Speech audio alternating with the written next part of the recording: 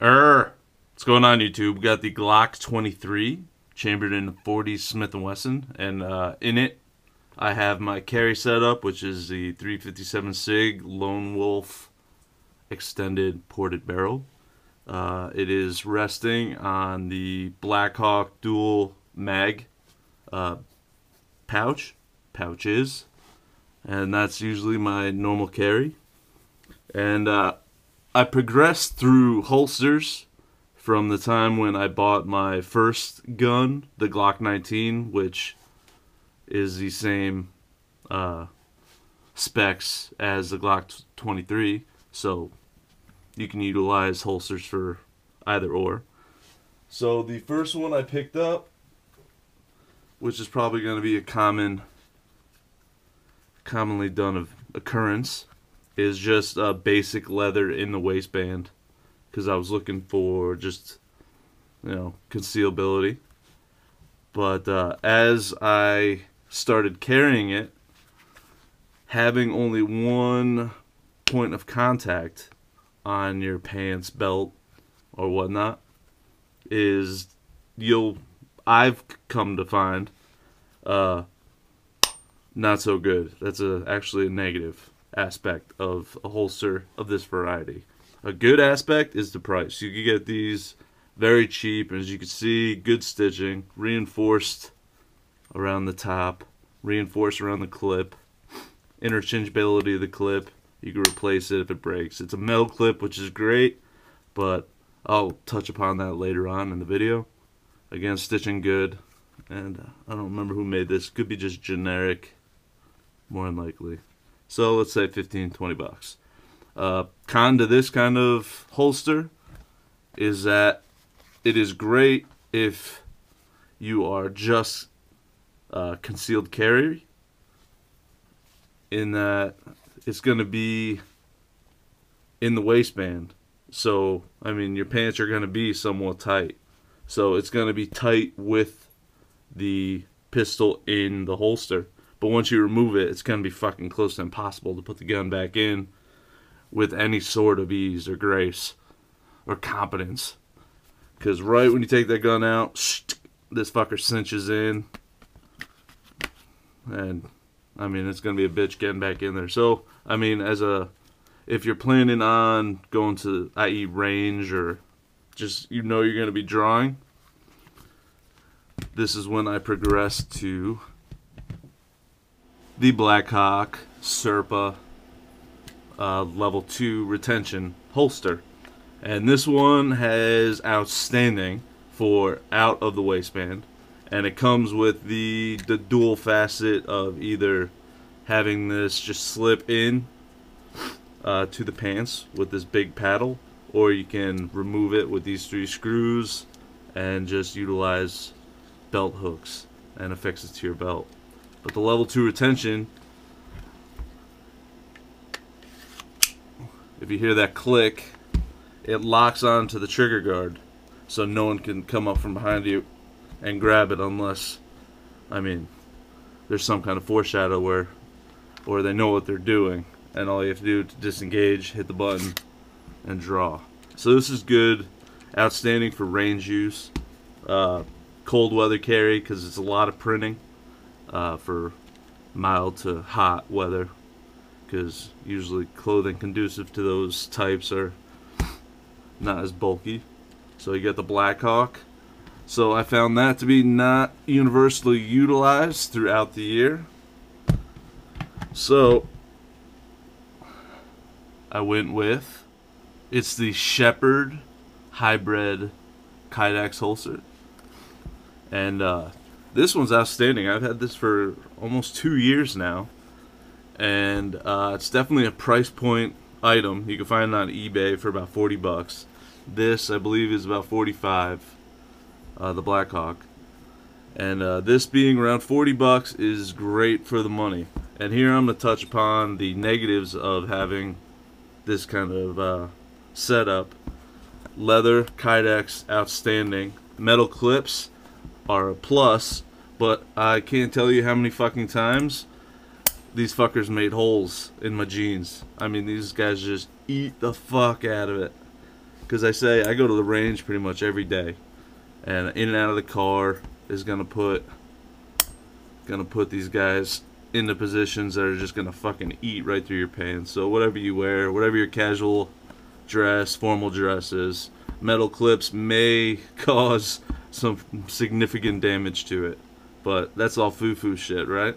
Metal clips are gonna be far more durable, and I mean, once this guy's in my waistband, it is situated there. So, again, a perk of having a hybrid holster is that you have a leather backing up against your body. And I like the Sheperd because even with the extended barrel, this one's formed for the Glock 19, 23, 32. But even with the extended barrel, you have the coverage. There's a wide surface of leather, so it's a good price point draw is pretty good. But I noticed that the draw is kind of, there's definitely some friction there, so that made me look. And since I've had it for 2 years, you could change the rise as well if you want low ride, high ride. So you got some good variants of that. So that is the Sheperd. And then just because I was curious, I've been carrying the Alien Gear holster.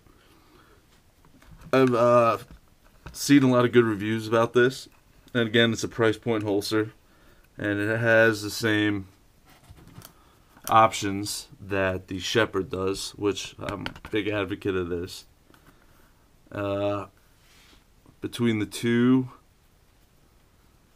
you have the same leather backing, obviously, with all hybrid, but you don't have a lot of material underneath, which was a plus I found in the Sheperd. And the clips are plastic. So, I mean, this in itself is kind of what you would call aporia, you know, undecidability, because I could argue either way for it. You got them plastic clips. Plastic is synonymous with fucking bound to be replaced very quickly, but then again, you're also not gonna have the aforementioned fucking pant holes from the metal clips snagging and ripping in, poking you in your side, depending on where you carry. I carry at like 3 to 4 o'clock. So plastic clips, they do clip onto the belt well. And again, I don't know if I mentioned the ride height you could change. Also comes with a bag, so you could adjust the ability to this to either be tighter on the weapon or whatnot, ease the draw. But this, I've noticed, is a very fucking smooth draw.